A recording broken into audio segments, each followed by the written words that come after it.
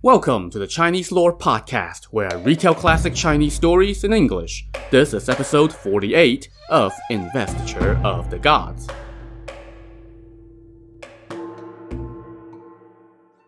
Last time, Jiang Ziya and company were in a stalemate against the latest Shang army sent against them, led by Deng Jiugong and his daughter Deng Chanyu, both of whom had been wounded in the fighting. But then, Deng Jiugong's dwarf of a provision officer, Tuing, arrived and impressed them with his Taoist healing magic. So the next day, Deng Jiugong made Tuing the vanguard general, and Tuing went out to challenge for battle. When he arrived at the foot of Western Qi, Tuing shouted, "Tell that Ne Zha to come speak with me!" Momentarily, Ne Zha rode out to the front lines on his Hot Wheels, and he looked across the way. But he did not see his opponent. So remember that Tuing was barely 4 feet tall, and Ne Zha was literally looking past him, or over him, as he gazed across the line. "Who is that?" Tuing shouted. Only now did Ne Zha look down and saw this vertically challenged figure dragging a steel staff behind him. "Who are you? How dare you make a ruckus here?" Ne Zha asked. "I am Tuing, Commander Deng's vanguard general." "What do you want?" Ne Zha asked. "I have come to apprehend you." Ne Zha just about doubled over laughing as he rode forward on his wheels and stabbed down at Tuing. Tuing raised his staff to counter. He was such a small target that Ne Zha, from atop his wheels, had a tough time actually striking him, and Tuing, being extremely nimble, kept jumping here and there while attacking, literally making Ne Zha sweat. After this went on for a while, Tuing leaped back and shouted, "Ne Zha, you're tall and I'm short. This is an awkward fight for both of us. Why don't you get off your wheels and we'll see who's better." This dwarf is looking to die, Ne Zha thought to himself. So he hopped off his wheels and stabbed again at Tuing, but Tuing quickly dodged his thrust, leaped behind Ne Zha, and snuck in a blow across his legs. As Ne Zha was turning around, Tuing had leaped behind him again and snuck in 2 more blows.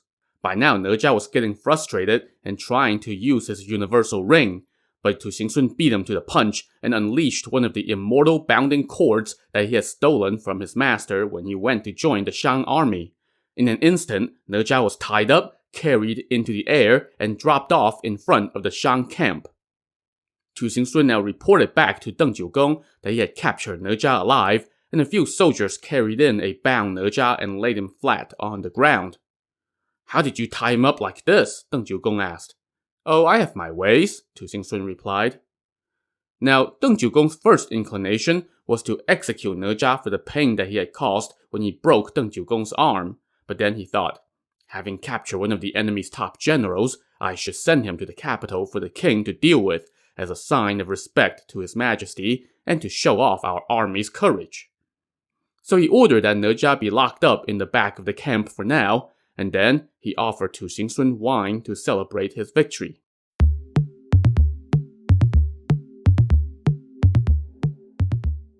On the other side, scouts reported to Jiang Ziya that Ne Zha got captured by a streak of golden light. Jiang Ziya thought to himself, "Oh no, what weirdo did they get now?" The next day, Tuing was out there challenging for battle again, and this time, Huang Tianhua volunteered to go fight him. He rode out on his jade qilin and shouted at Tuing, "You short bastard! How dare you harm my Taoist brother!" As he spoke, Huang Tianhua raised his mallets and brought them down toward the top of Tuing's head. Tuing raised his staff to parry the blow, and they started going at it. After a few exchanges, Tuing once again unleashed the immortal bounding cord that he had stolen from his master, and just like Ne Zha, Huang Tianhua was immediately tied up and dropped off at the enemy camp. When Huang Tianhua was brought into the same cell as Ne Zha, the latter started giving him crap about getting captured too, and it left Huang Tianhua fuming. But then Ne Zha told him, "Taoist brother, don't get so worked up. If we're destined to die, then getting mad won't do any good, and if we're destined to live, then we'll be fine." Meanwhile, Tuing was treated to another banquet by his commander Deng Jiugong for back-to-back victories. They drank to their heart's content until around 9 o'clock that night. By now, Tuing was buzzing and started to brag to Deng Jiugong. "Commander, if you had made use of my talents earlier, we would have already captured Jiang Ziya and the martial king and attained victory long ago." Well, having seen no evidence to contradict that boast thus far, Deng Jiugong took it to heart. They kept on drinking, and by the time midnight rolled around, all the other officers had gone back to their tents, leaving Deng Jiugong and Tu Xingsun alone. As they continued to drink, Deng Jiugong, who was buzzing pretty good himself by now, said, "General Tu, if you can defeat Western Qi soon, then I will give you my daughter in marriage." Tu Xingsun was ecstatic upon hearing that and stayed up all night. The next day, Deng Jiugong ordered him to go fight again, so Tu Xingsun went out and demanded to speak with Jiang Ziya. Jiang Ziya came out with his officers, and Tu Xingsun strode forward and shouted, "Jiang Ziya, you are a learned Taoist from Kunlun Mountain. I have come specifically to capture you. Surrender now, so I don't need to dirty my hands." But his challenge was greeted by a chorus of mocking laughter from the Zhou officers, who thought nothing of this little man with a big mouth. Jiang Ziya scoffed, "Judging by your appearance, you aren't fit to wear the hat and robe of an official. What skills do you have that you dare to come apprehend me?" Tu Xingsun decided to show rather than tell, as he swung his staff at Jiang Ziya, who defended himself with his sword. After a few bouts, Tu Xingsun unleashed his immortal bounding cord once again, and Jiang Ziya could not dodge it and was tied up and fell out of his saddle. Tu Xingsun's soldiers swarmed forward to try to take him, but the Zhou officers rushed out, picked him up, and hustled him into the city. Amid all this chaos, the Taoist Yang Jian noticed a golden streak of light and thought to himself, "There's something odd about this." Meanwhile, Jiang Ziya's officers brought him, still bound, back to his office compound. There, they tried to untie the rope, but it won't budge. They tried to cut it with knives, and it only tightened its grip, sinking deeper into Jiang Ziya's flesh until he screamed, "Stop! Don't try to cut it!" The martial king Jifa heard about this and rushed over to see for himself. When he saw Jiang Ziya's predicament, he wept and said, "I don't know what offense I have committed to cause the king to wage war against me year after year, disturbing our realm and our people, slaughtering our soldiers, and threatening our officers. What should I do? And now the minister father is suffering thus. It makes me restless." Standing to the side, Yang Jian took a closer look at the rope and thought, "Hey, this seems familiar. Could it be? Yes, it must be." Just then, word came that a young Taoist acolyte was outside seeking an audience with Jiang Ziya.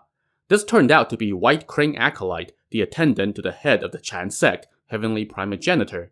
He came in and said to Jiang Ziya, "Taoist uncle, our master has sent me to bring a charm to release the rope." As he spoke, White Crane Acolyte attached the charm to the end of the rope and pointed at it, and the rope instantly fell to the floor. Jiang Ziya hurriedly kowtowed in the direction of Kunlun Mountain to thank his master, and White Crane Acolyte took his leave. Yang Jian now said to Jiang Ziya, "That rope is the immortal bounding cord." "How could that be?" Jiang Ziya said. "There is no way Zhi Liu Sun would want to do me harm. That's nonsense." The next day, Tu Xingsun again came to challenge for battle, and Yang Jian volunteered to go meet him. He rode out with spear in hand, and Tu Xingsun asked who he was.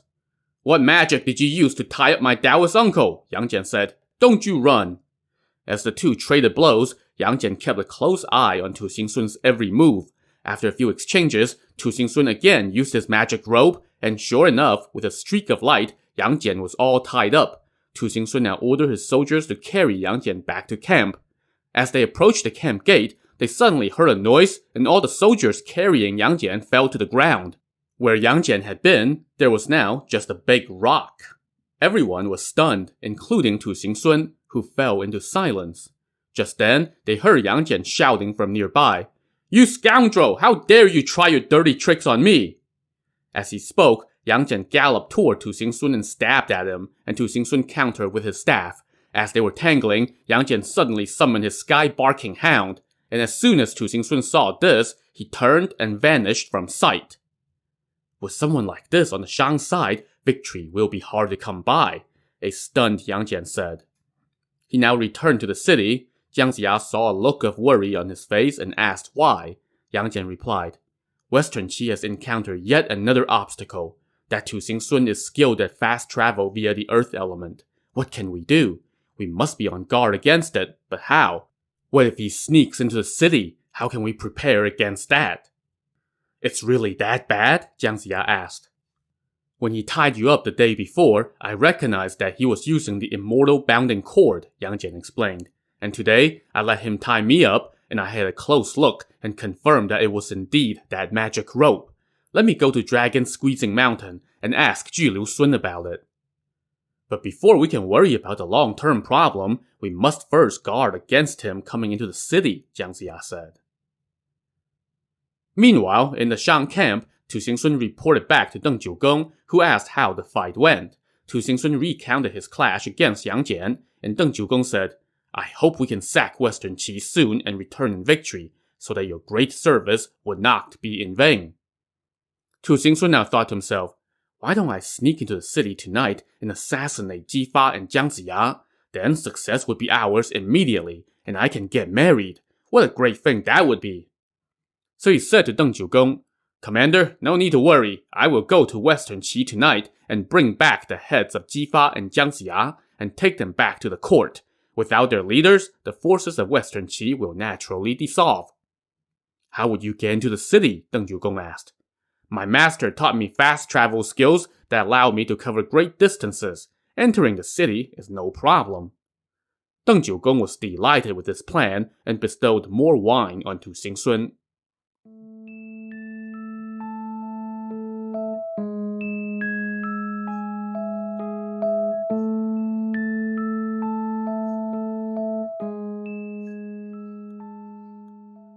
Inside the city, Jiang Ziya was brooding about the current state of affairs when suddenly, a strange wind blew across his office and snapped his main banner in two. He was shocked and quickly set up incense and cast a divination. As soon as he read the results, he smacked his desk and shouted, Oh crap! He then told his men to invite the Martial King Jifa to his office at once. When they asked him why, he said, Yang Jian was spot on. That wind just now portended danger. Tu Xingsun is coming to carry out an assassination tonight. He now gave out the following order. Hang 3 mirrors in front of the compound, and then in the main hall, hang another 5 mirrors. Also, all the officers must remain in the compound tonight and remain armed to keep watch. Soon, Jifa arrived and Jiang Ziya welcomed him. Jifa asked the reason for the invitation, and Jiang Ziya said, I have been lecturing the officers on military strategies and wanted to invite your highness to a feast. Minister Father, you're so diligent, and I am eternally grateful, a delighted Jifa said. I pray that the conflicts will end soon, and we can enjoy peace and prosperity together.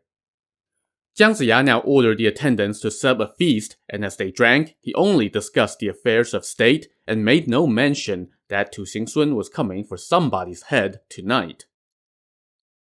When 7 p.m. rolled around, in the Shang camp, Tu Xingsun finished drinking with Deng Jiugong and set out on his mission. As Deng Jiugong and his officers rose to see him off, Tu Xingsun simply gave his body a little twist and vanished. Deng Jiugong clapped and laughed, saying, Our king must be blessed. With such a skilled man serving the country, we will put down this rebellion for sure. Soon, Tu Xingsun appeared inside Western Qi and started sneaking around in search of the prime minister's residence. When he found Jiang Ziya's compound, he saw that there were armed officers everywhere. Seeing no opportunity to make his move, Tu Xingsun could only wait. But after waiting for a good while, he still saw no opening. Getting impatient, Tu Xingsun thought to himself, Fine, let me go to the palace and kill the martial king first, and then come back and kill Jiang Ziya. So he left the prime minister's residence and went in search of the royal palace. He had not fast traveled for long when he heard the sound of harmonious music. He paused and looked and found himself inside the palace grounds. And lo and behold, there was the martial king Jifa feasting with his concubine. Delighted, Tu Xingsun sneaked into the shadows and waited. Soon, Jifa said, Let's pause the music for now. Right now, the enemy is at our gates, and the army and the civilians are all in chaos. Let's pack up this feast and go back to the palace and turn in for the night. So the attendants escorted Jifa back to his private chamber. He dismissed them, disrobed with his concubine, and went to bed. Soon, he was snoring. Now, Tu Xingsun sneaked into the room. The whole chamber was still brightly lit by the lanterns, but but Jifa and his concubine were sound asleep. Tu Xingsun slowly stepped up to the bed with knife in hand. He quietly pulled back the curtain and latched it on the hook. There, he found Jifa snoring with his eyes tight shut. With one swing of his knife, Tu Xingsun sliced off Jifa's head and chucked it to the ground. Mission accomplished.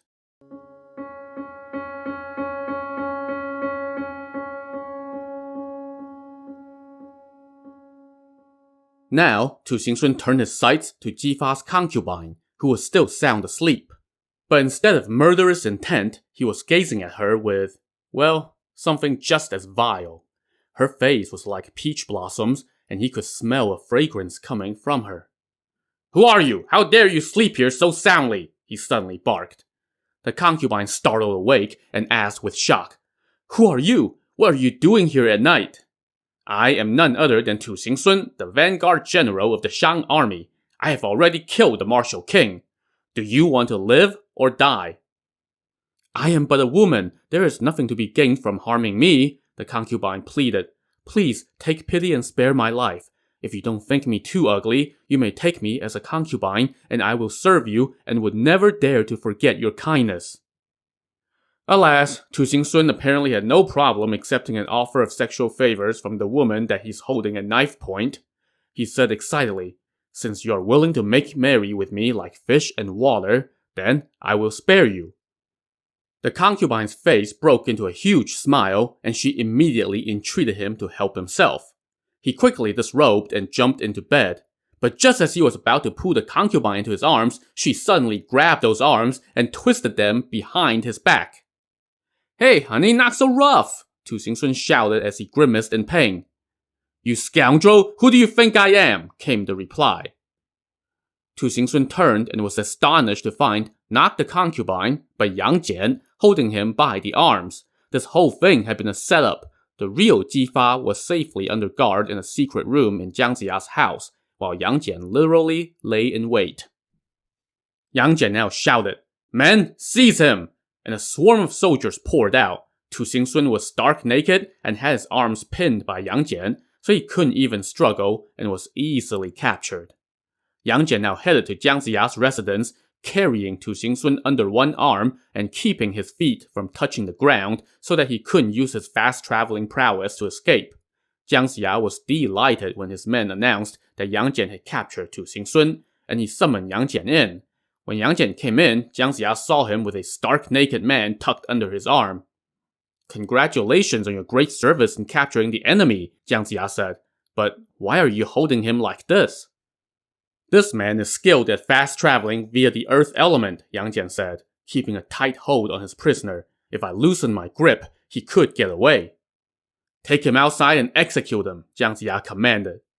Yang Jian accepted the order and walked outside. As he prepared to execute Tu Xingsun, he had to switch his prisoner from under one arm to the other so he could use his strong arm to wield his knife. But that little transfer was all the wiggle room Tu Xingsun needed. He struggled loose just a tiny bit, barely enough for his toes to touch the ground, and in the blink of an eye, he was gone. Yang Jian was stunned and went back inside to tell Jiang Ziya, "I was switching hands to execute him, and he struggled free and escaped by fast travel." Jiang Ziya fell into silence at that bad news, and all the hubbub of the night had been for naught.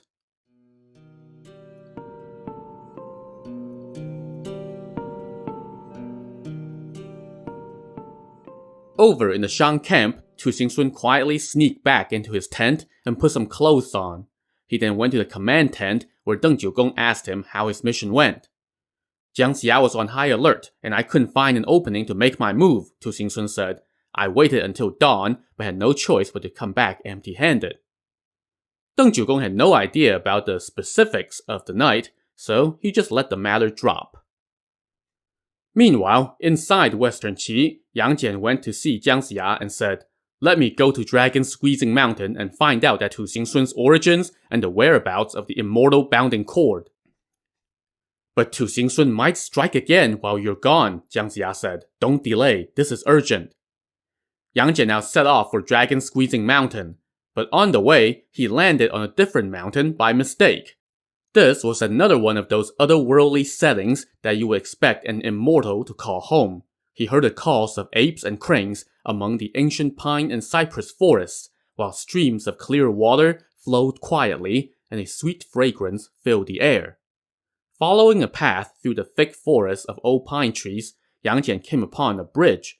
After crossing the bridge, he saw a beautiful mansion with green tile roof and carved eaves. A placard on the vermilion gate read, "The Green Phoenix Palace."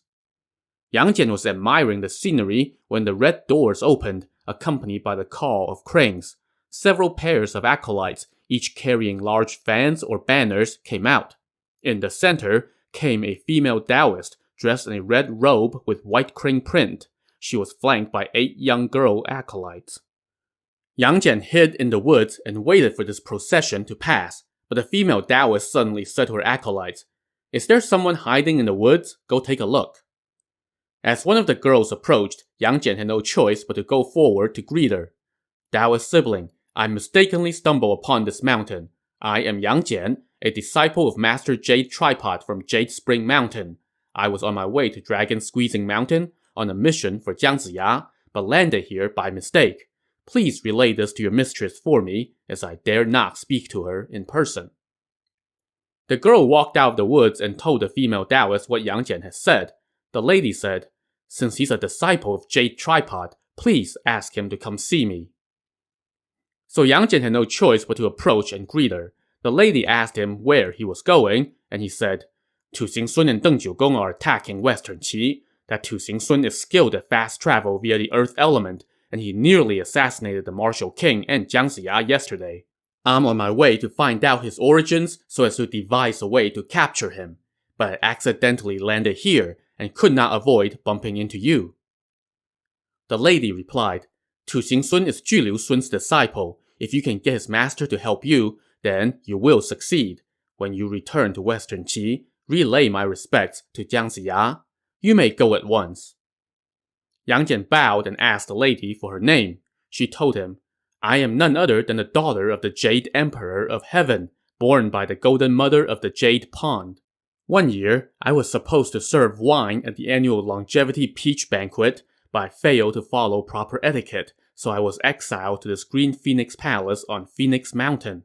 I am Princess Longji." And just FYI, this Longevity Peach Banquet that the princess mentioned is the social event of the year in heaven among immortal circles. It's also apparently a setting for numerous breaches of etiquette by various minor gods and deities that result in seemingly overly harsh punishments, as we'll see when we get to Journey to the West. Anyway, Yang Jian now bowed again to take his leave and set off. But before long, he dropped down again, and this time, he found himself next to a swamp. A wild wind suddenly whipped up as the sky turned black. In the swamp, the waters rose high into the air, and where they parted, a monster with a mouth like a giant bloody platter and dagger-like teeth leaped onto shore with trident in hand, shouting, "I smell a living man for me to eat," as he charged toward Yang Jian. Yang Jian just chuckled and scoffed. "What a damn beast! How dare you!"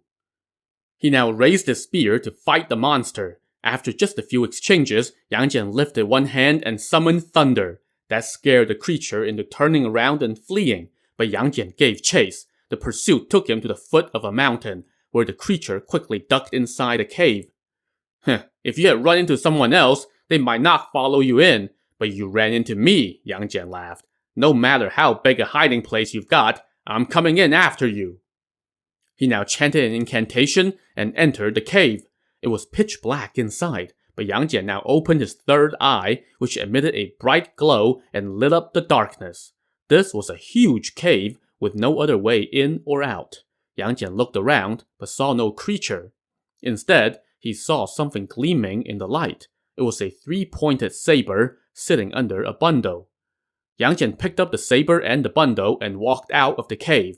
There, he opened the bundle and found a yellow robe inside. He put the robe on, and it was a perfect fit. He now packed up the saber and the robe, and was just about to head on, when suddenly, he heard someone shouting from behind, "Catch that thief! He's stealing our robe!" He turned and saw 2 young acolytes running onto the scene. Yang Jian stood his ground and asked, "Hey you! Who are you calling a thief?" "You," the boys replied. "How dare you accuse me of stealing, you beast!" Yang Jian shouted. "I have been cultivating my Tao for many years. I'm no thief." "Who are you?" the acolytes demanded. "I am Yang Jian, a disciple of Master Jade Tripod from Jade Spring Mountain." When they heard that, both boys fell to their knees and kowtowed, saying, "Master, we didn't realize it was you. Please forgive us for not welcoming you." "Who are you two?" Yang Jian asked. "We are the Golden Fleece lads of Wuyi Mountain." "Well, since you have called me master, then you two go on to Western Qi first," Yang Jian said. "Tell Prime Minister Jiang that I am on my way to Dragon Squeezing Mountain." "But what if he won't accept us?" the boys asked. "Take my spear and the saber and robe with you, and all will be fine," Yang Jian told them. So his new disciples took their leave and fast traveled toward Western Qi via the water element. When they arrived, they found their way to Jiang Ziya's residence and introduced themselves. Jiang Ziya was delighted that Yang Jian had found some new disciples, and he kept the boys in his residence. Meanwhile, Yang Jian once again set out for Dragon Squeezing Mountain. To see if he will actually get there this time, tune in to the next episode of the Chinese Lore Podcast. Thanks for listening.